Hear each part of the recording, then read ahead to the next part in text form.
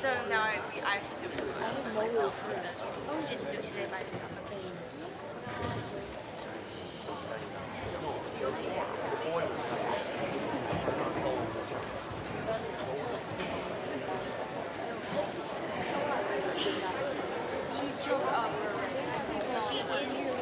She literally passed by and I found I don't think I just find it. If there might be a tiniest chip in it, when I moved to Base Clear, I decided to break all of my theories because I wanted to.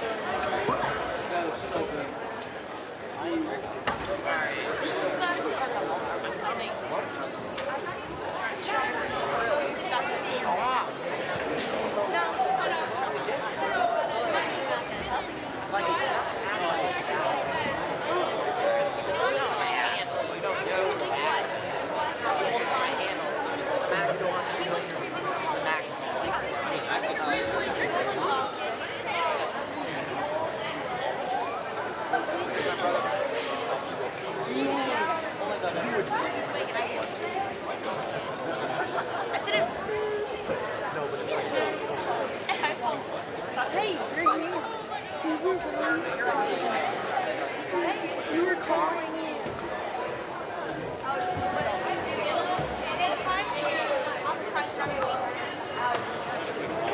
Okay. That means you just have to be on Zoom. I mean, you have to get the volume set up. For a microphone, so it's like you're not having to and you have to show up. Sure, you can't. You can't.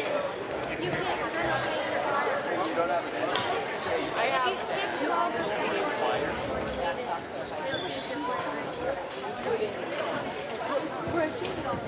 so basically last year, I the variety show a girl named Cyan. Why would I skip?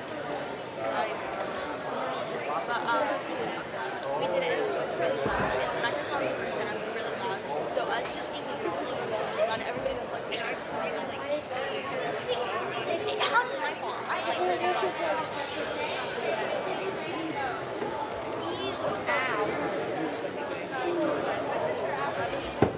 If I could find my dad, I'd go sit by my dad.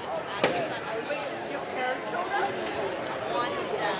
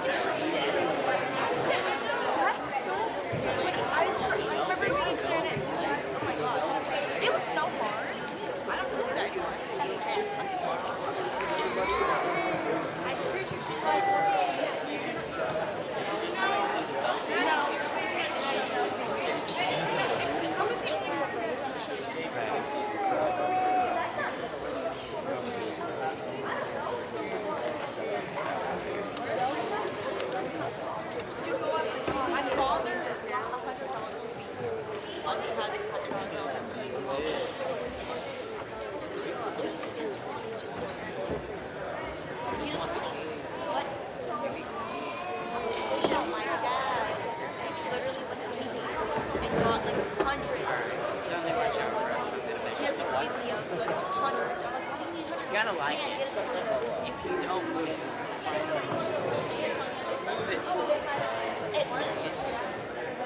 it's Jimmy Chin Chin.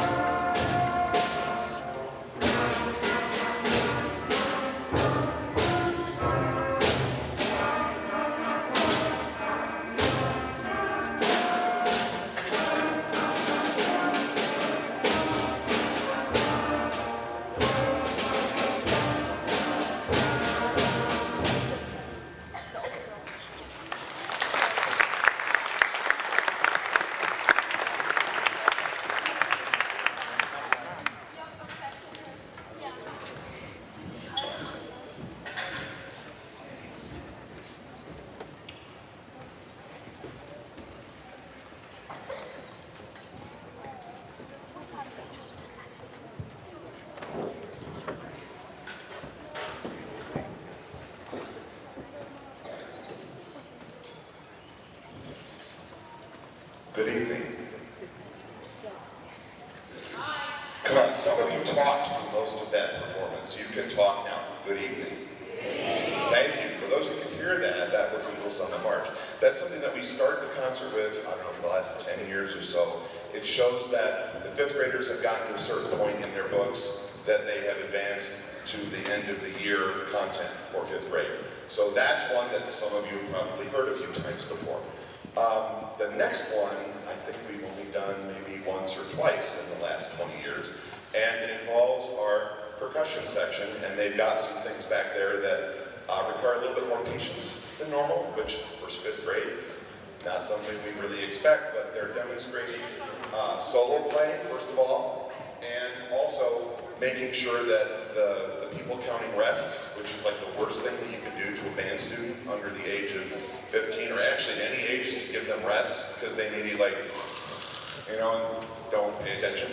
And then after, like, you know, wave something shiny or jingling, say, no, you're supposed to play now. But they have a lot of rests at the beginning of this. So concentration has been the theme of this trimester for all 4 bands. So we're going to demonstrate that as well. This is a Spanish march known as Rio Bravo.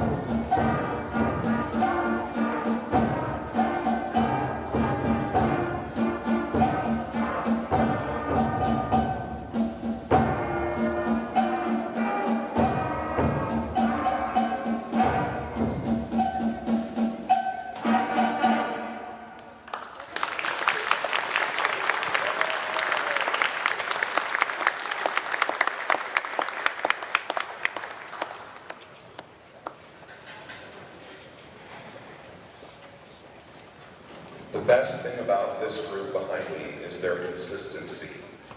They are on time every day, and they're reminding me when I miss stuff, which happens a lot as I get older, because I still see students that graduated 15 years ago and I can't place them because everything runs together in my head and it's all one big jumble. But they're here every day, consistently ready to go, and they're disappointed when they don't get to play, which that's refreshing considering some of the other levels that I work with. They're like, oh, we have to play again? Oh, okay. So this group is very enthusiastic and they count well. You can tell that because the silence is silent and the sound is sound. When you mix the two, that's when you know there's errors being made. You're not hearing that. They're dedicated enough to realize, oh, hey, that's me, I'm gonna fix it. And I don't usually have to say anything, which is really cool. So I like the fact that this group is excited to be here and dedicated enough to clean up their own space, and they don't criticize each other. They're very good about playing together as a group. So we're gonna finish with probably the hardest of the three. You think the rock tune would be the easy one? Not really. This one actually moves quite a bit faster and requires a little bit more concentration than the last two. And in this particular book, all the pieces are based on another popular tune that was at the time. This is called Dr. Rock, but it is related to a very popular rock tune that came out in, I'm gonna just guess, 74, something like that. It was a long time ago when this book was ancient history, but those of you know who the band Queen is, which most of the parents do, most of the kids hopefully do. This is based off of a Queen song that has the word rock in the title.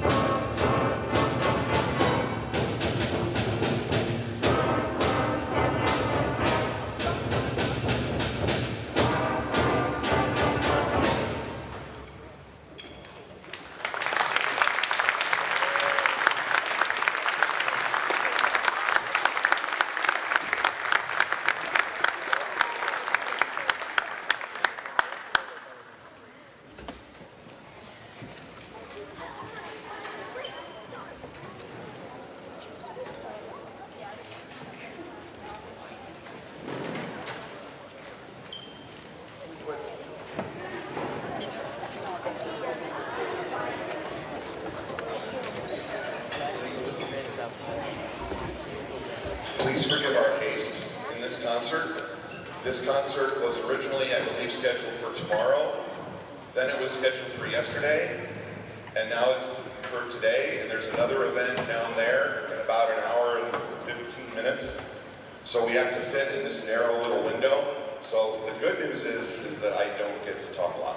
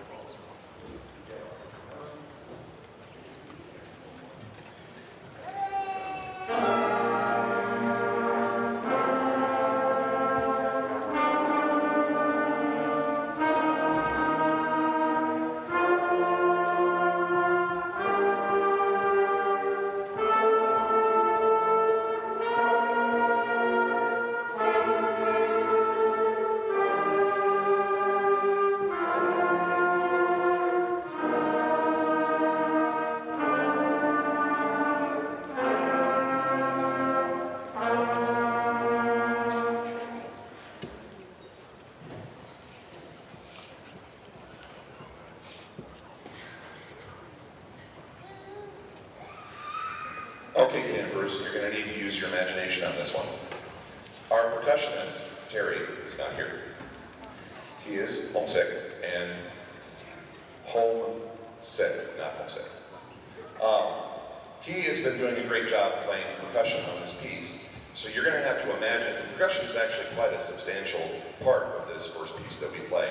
And you're going to have to imagine a nice drum beat going along with it that very rarely misses a note, because that's kind of how Terry is. He's very diligent. But we did it without drums today in class. We feel we can do this again. So this is those intrepid trumpets, and you'll realize the style by how they play. Just imagine there's drums going in the background. So, thank you.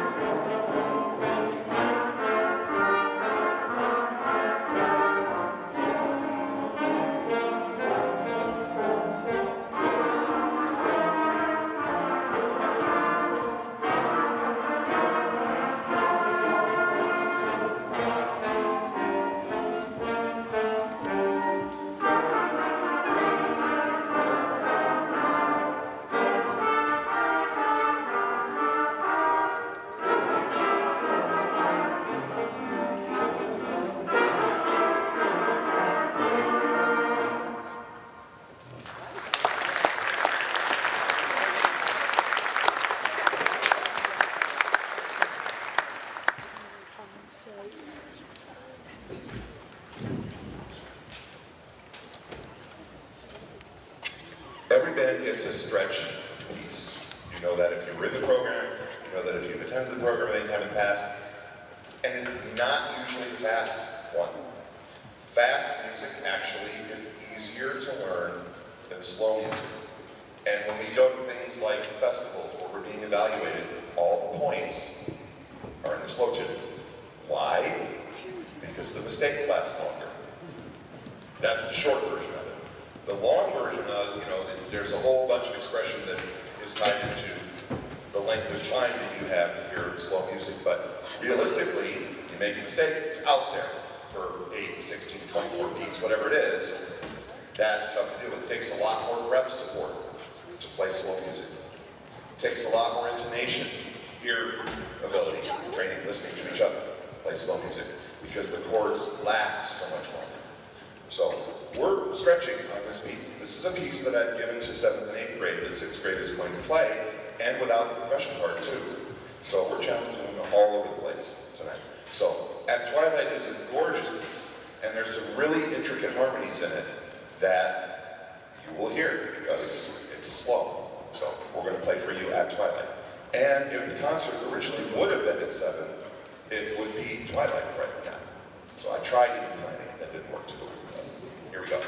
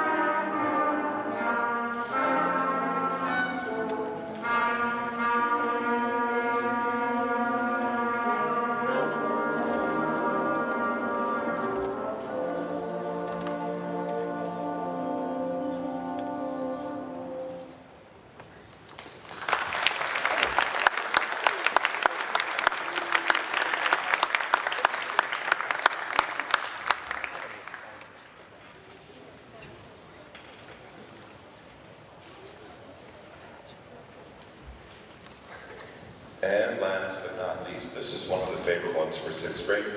Usually what I'll do is I let them choose a tune or two, depending on the year, and I'll play a few of them, and they will vote on which ones they like. And this is one that I played, like, oh, we should play that one, that sounds really cool. And that's happened probably 10 other times that I've been here, so about every 2-3 years we played this piece. And it was a piece written in the state of Iowa when the composer was stranded. I forget the name of the little town outside of Des Moines. He was stuck in a little hotel for 3-4 days for a snowstorm. Couldn't leave, decided, okay, I'll write a piece while I'm here, and sat in the hotel and he wrote this piece. But he wrote it about a storm surge is not a winter event, it's a flood event. And I don't know why he made that connection, but the summer piece was written, or the spring piece was written in the winter. But at least it has ties to Iowa, so we'll close with Storm Surge. Virtually not, really.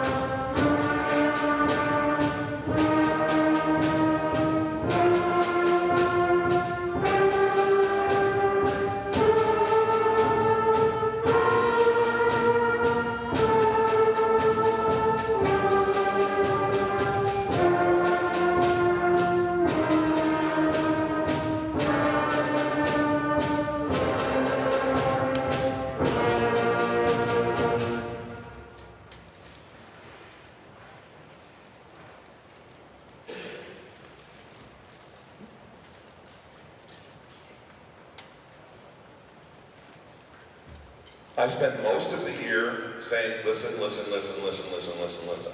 We get in here and I say, don't listen. Because the sound travels fast, but not fast enough to get from one corner of the room back to the player. So they have to get their beat visually in a lot of cases, even fifth graders doing that. Difficult to change the first time you do that. And the sound shell, that's the purpose of it, is to send the sound one way versus all sorts of different ways. But the reverb does capture people. And if you see students looking down for a long period of time, that's an indicator something's not about to go right, because they have to look up to find visually where that beat is, because even from one end of the band to the other can be different. So all of these pieces are challenging in that way. So that's one of the things we deal with in a gym, but more about playing in a gym when we get to the high school.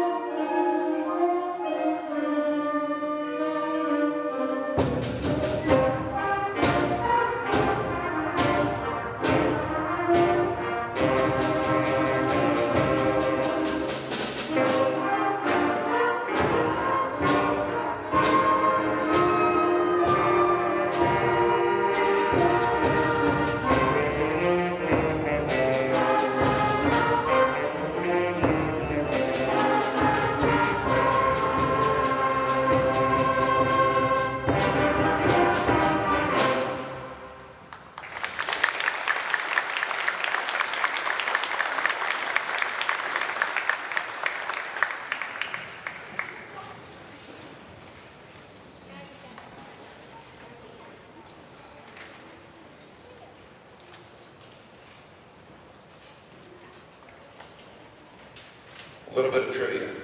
All three of these pieces have something in common. They are one of the first sets of pieces that I ever purchased as a band director.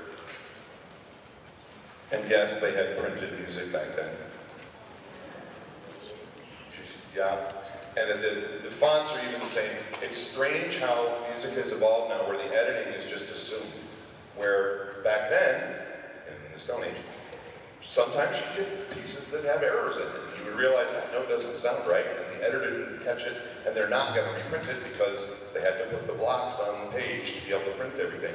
So all of these are ones that I've had in the closet for a long time, and I just figured, I'm getting old, if I ever want to play these again, this is a good time to try it. So all three of these pieces are probably 20, 25 or more years old, and that's ancient by these standards. So next up, the stretch piece, Shining of the Stars, is the slow tune. We'll see how we handle the patience in the big room with all the people. Anxiety, that's the challenge. So, but we do a pretty good job. So this is fun. Robert Shelton writes some cool things. This will be fun.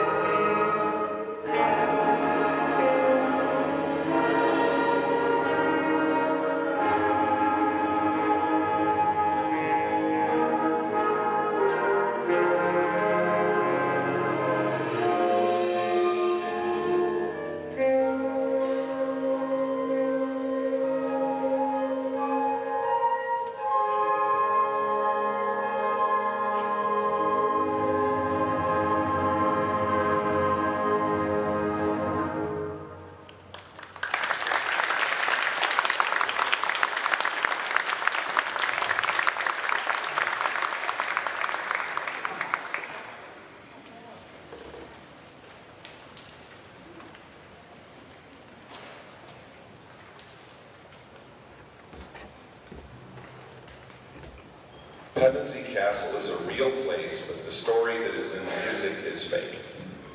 It's an old castle that I don't know that anybody lives there anymore, but it's got one of those creepy tales associated with it that once you enter, you never leave, or a ghost story. I haven't looked up the story in a long time, but the idea behind it is it's one of these spooky places that you're not supposed to go. So, Pevensey Castle, real place, fake story.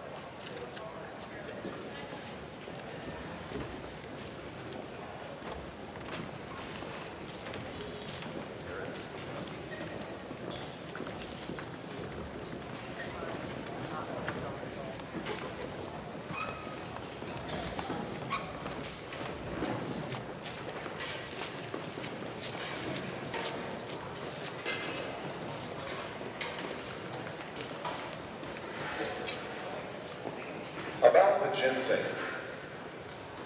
Cedar Falls High School is where we go to contest on Saturday. And we've played there as long as we've been in 2A. When we were in 1A, sometimes we hosted it, sometimes we went off to some random place. But we've been to Cedar Falls, the old high school, for the longest time. Now we're going to the new building. And I have to summarize the description that I was given by the band director there.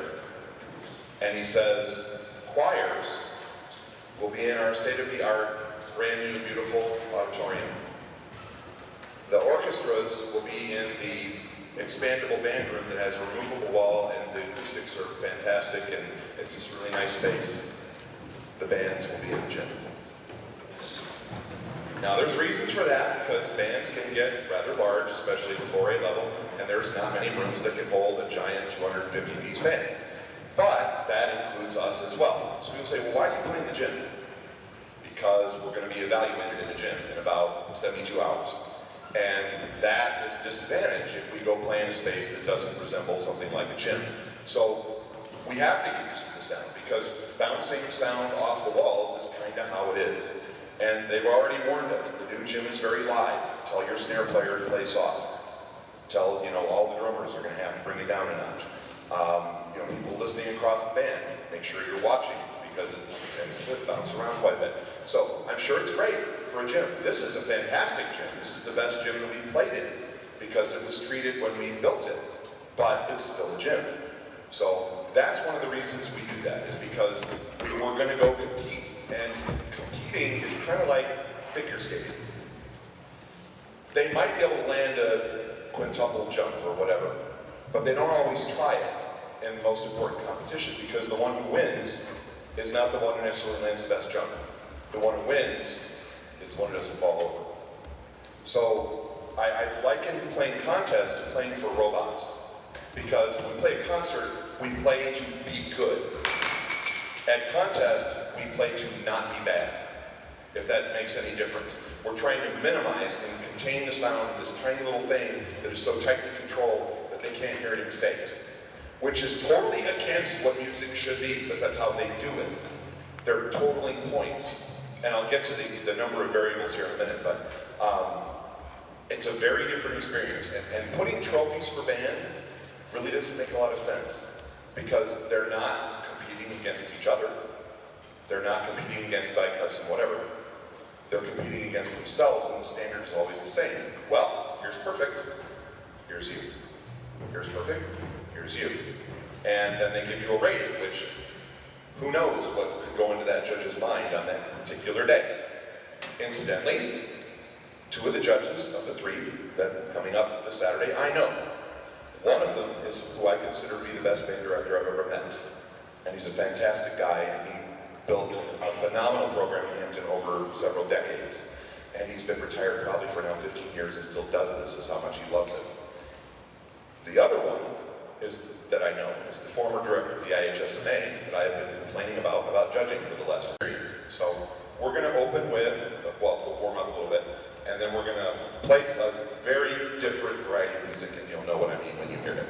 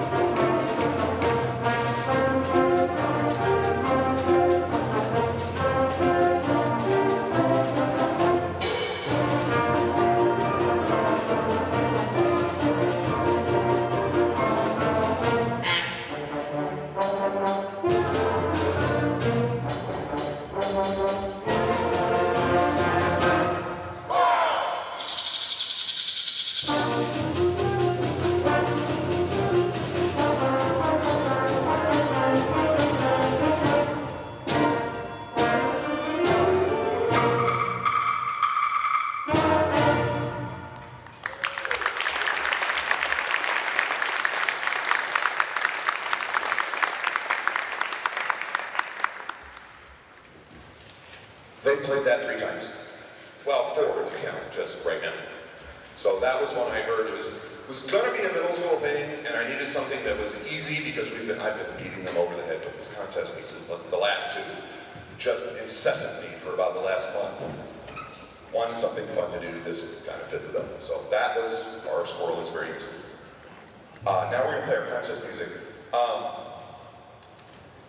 This is really difficult to describe because the band judges have been in hard mode.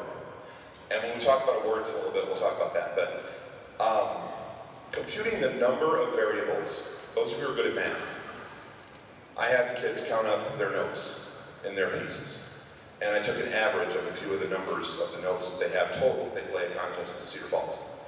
And it's somewhere in the neighborhood of, some only had like 220, some had like closer to 500 notes that they played. Now we're just talking about notes. Every note has a beginning and an end and middle, a dynamic attached to it, an articulation attached to it, intonation, tone quality, all these other variables, and I started multiplying it out by the number of players, number of notes, number of variables, number of parts in the band. Once I got to 650 million, I stopped. And I'm being conservative.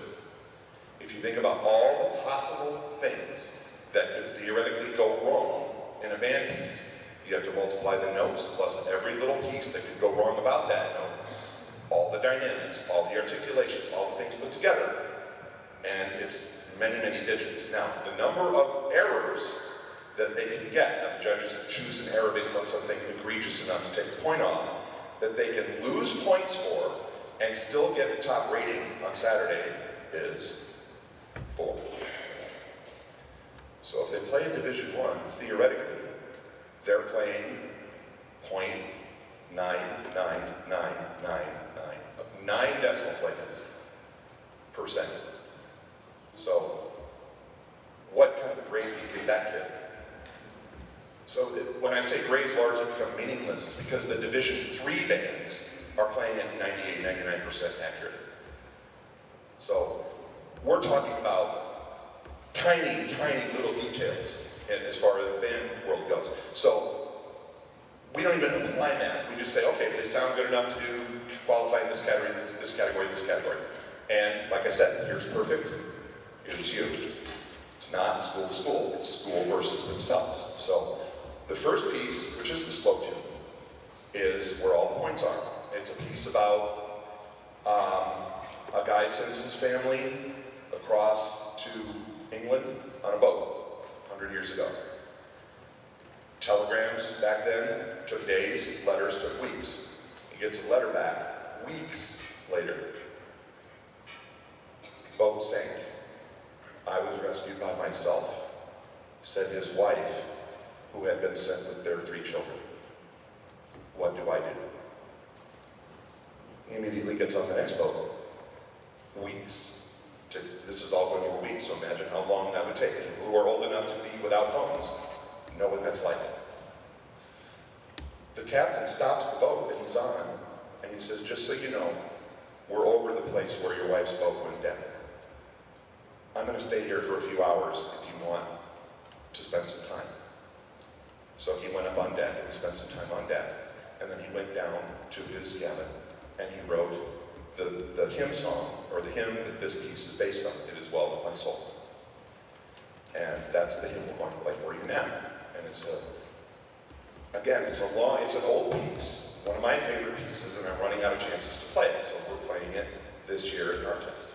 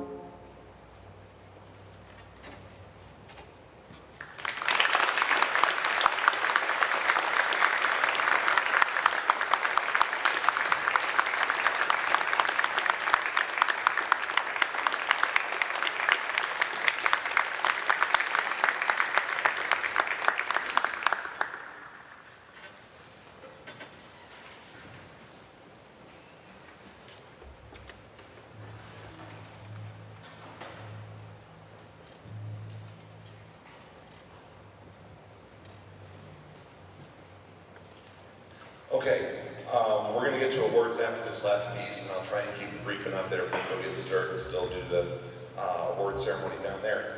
But contest has ratings. It's a very subjective form of ratings, and the comments that we get are supposed to match the points that we get, and that doesn't always happen. So sometimes you get a rating that you're wondering why the rating happened, and the comments may or may not match what you think you heard or what the student think they played. But we're going for no comments. If the judge sits there and listens for 30 seconds, 20 seconds before they start writing or talking, because they do recorders, that's a good sign. But if you play your first couple notes and they're like, okay, and they start talking to the recorder, then you know, okay, we did something wrong, and then you got to make points up. So this piece is what we call a grade 3. A grade 3 means nothing to anybody outside of Vanderbilt, but it's about our appropriate level for high school, with the exception of one section. It's got a section that's a solid grade 4, which would be a large high school or even small college band. And you'll know that section when we get to it because it's difficult. So we're playing on the edge of what high schools our size will be playing. And do we have to play something that expensive, not expensive, difficult? No, we don't. But we've also played grade 3s in the past and judges say, well, that's too easy. So it confuses me. So we try to stay on grade 3, top of grade 3. So this is another one of my favorite pieces. That is, when this composer was younger, he's my favorite band composer now. But when he was younger, nobody really knew who he was back in about 2005, 6 when he was starting out. And this is one of the first pieces that I heard from him, like, wow, this guy's got some really cool stuff. And we try to play something of his every year. So this is called Among the Clouds, and then we will do Vanderwoord's immediately following.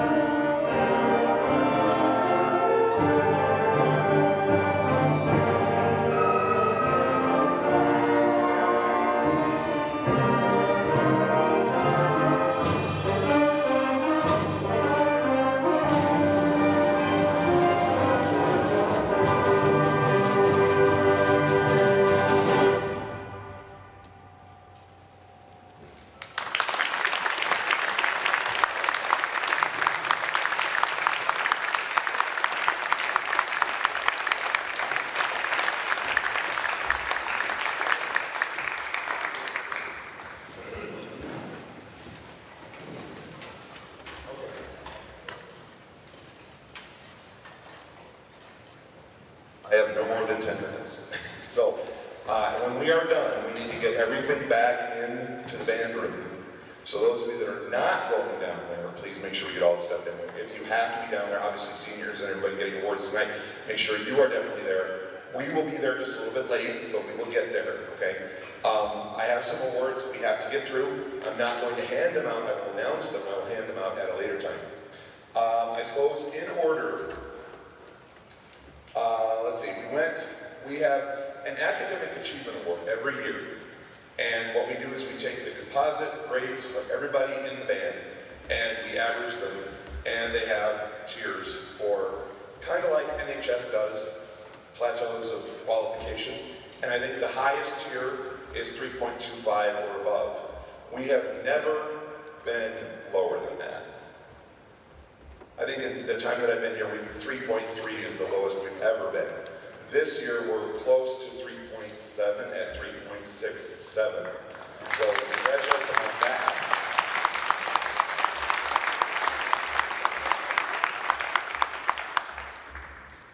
And the band lettering, the way we are doing our events now, I'm hoping to change this in the future, but right now we're still doing the meet certain number of points, get a band letter. However, the way things are structured, I require about 95% of the things that they would need to do to get a letter. So if you are in band full-time and you don't skip something major, you're going to letter because I'm forcing you to do things that you would need to do to letter anyway, because we can't not have you at big performances because we don't have that many people that we can just not have certain people there. So the whole band, anyone who was in band all 3 trimesters and went to our events, you're lettering. Raise your hand so everybody knows who that is, which is almost everybody.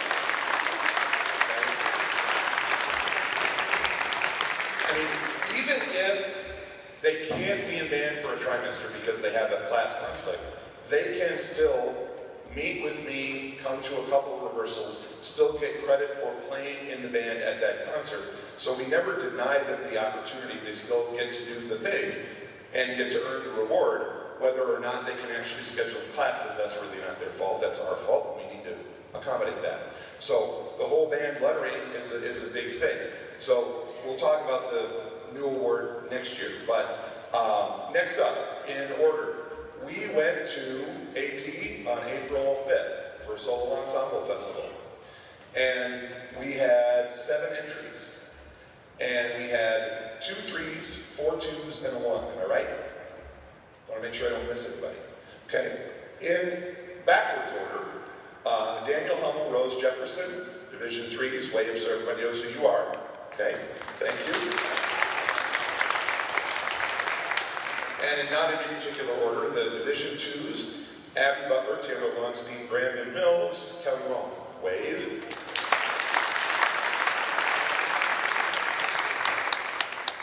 And from out of nowhere, the back of the pack, the freshmen, normally the freshmen have to take a year or 2. Our lone Division 1, Sophie Wave.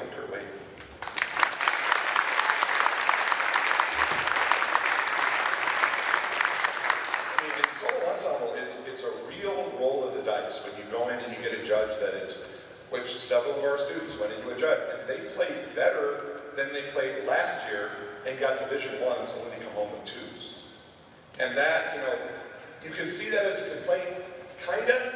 It also, as long as they're consistent, it doesn't necessarily bother me. I did have a complaint about consistency, however. So, the performances were there, and they did a fantastic job. And it's not, the rating is not the end-all be-all of what they played. So, I'm happy that we had so many students represented, because that's a difficult event, going in by yourself, demonstrating the skill to people that have been playing for 100 years and know the instrument better than I do, because they're specifically chosen for the instruments that they're playing. So I think that's a great thing. I want to keep doing it. I want more people to do it next year. Okay, and finally, the 2 big senior awards. We give 2 big senior awards at the end of the year. And I'm just going to float this. Don't yell at me. It's not decided or anything. These 2 awards by themselves comprise half of our awards budget. And it's one desk trophy, and 2 plaques, which you can go to any store and get for $2,500. $170 for these 2 awards. Now, they are national awards. They have the trademark on John Philip Sousa and Patrick Gilmore. You can't give these awards unless you go through this company. Now, there are other musicians out there that can have awards named for them. We could theoretically not do these 2 awards, and we could definitely change this up. It's a thought in my head. It is not something that we're doing right away. Because I can say, nope, I want to be on the John Philip Sousa Award because I want to win that award. As somebody who was the only one in his high school who didn't get one, who deserved one, okay, I understand what it's like to have things that you don't get that you want. So I'm not going to force this on anybody, but we're considering looking at different awards next year. Promising you that it is not going to be Beyonce Band Award or the Jelly Roll Band Award. It's not going to be, it's going to be an actual band, artist, composer, icon of the realm, so to speak. So, the 2 awards are related. The students vote on this. This is not something the director does. The director just counts the votes, sends off to the engraver. So that's the limit of my involvement. So what you're going to hear is what the students voted. Both awards are related. The first place is John Philip Sousa, second place is Patrick Gilmore. The criteria are musicianship, leadership, dedication, somebody who mentors younger students, somebody who is the first person to volunteer for whatever it is band-related that we need done. That's a leader. That's somebody that you can trust and hand your keys to and know your car's not going to disappear. That sort of thing. So, the 2 awards, I'm not going to screw this up, mess this up. So, this year, the students voted.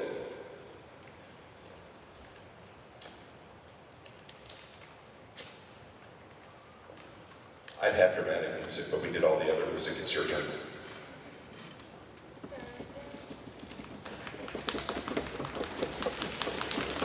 And for the record, I unwrapped this early once, one year, and then I dropped it. So, not going to do that this year. The 2025 recipient of the Patrick Gilmore Band Award is Kylie Hansen.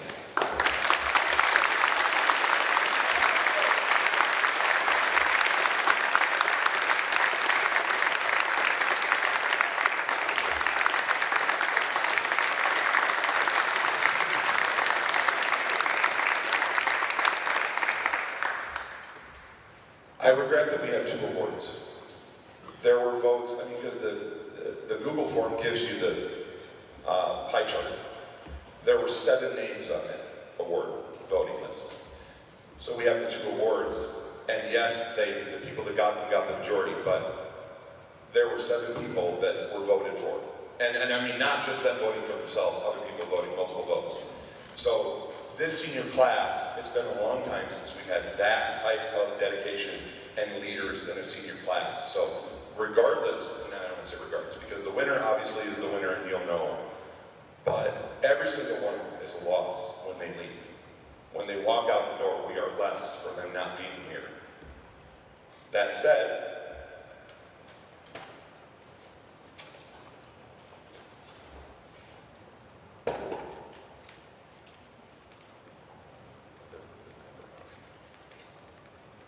the 2025 recipient of the John Philip Sousa Band Award is Evan Bigler.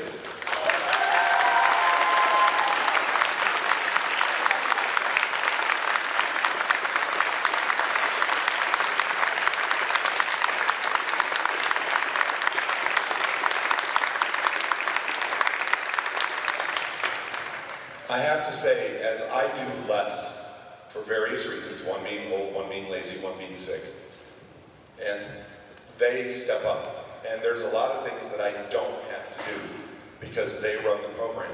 And all I have to do is mention something's going to happen. And Evan and Kylie are like, all right, let's go people, we're doing this thing. And that's all sometimes I don't even need to say it. You're doing good, Brittany Center. You've got fantastic kids. I have one of the best jobs in the world. And people ask, how do you deal with those kids? I'm like, nope. I don't have kid problems. If I have problems, it's adult problems, and I usually caused it myself. You have fantastic kids. Keep it up. Thank you.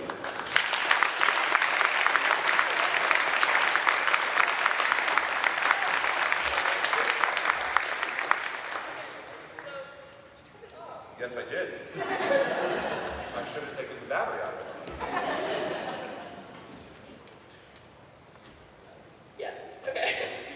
So we appreciate all of you coming out to support us, but before you leave, we will try, and all of us seniors thank you so much, and we will hopefully have 2 quick speeches for you as a final thank you to Mr. Van. Yeah, I'm not keeping this short. Yeah, I got 4 of these. Okay.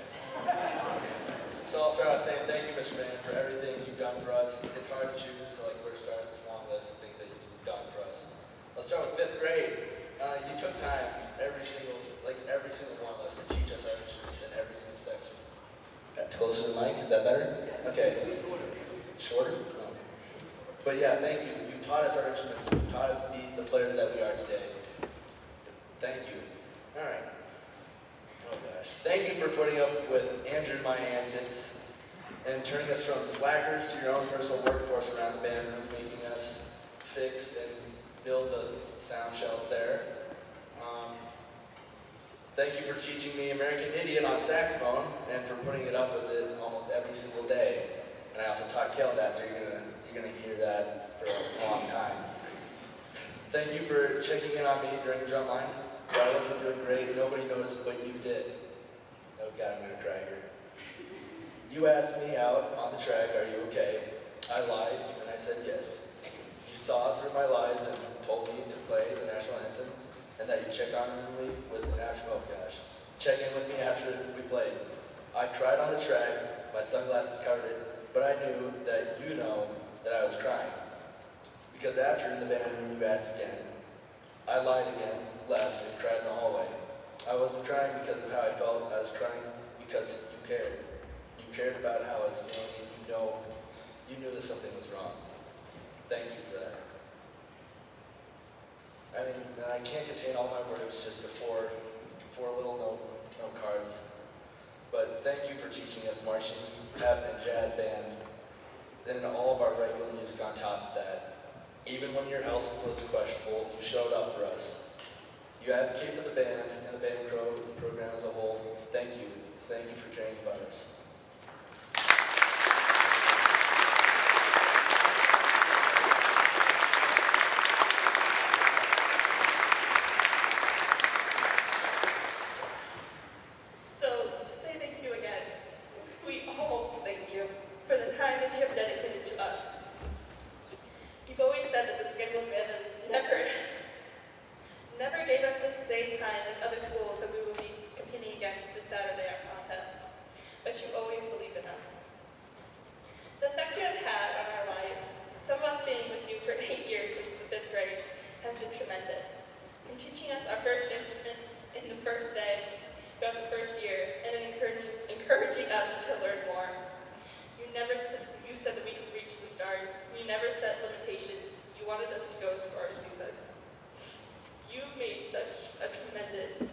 Impact on all of our lives, and I think we can all say that we are so happy to have had you as our band teacher.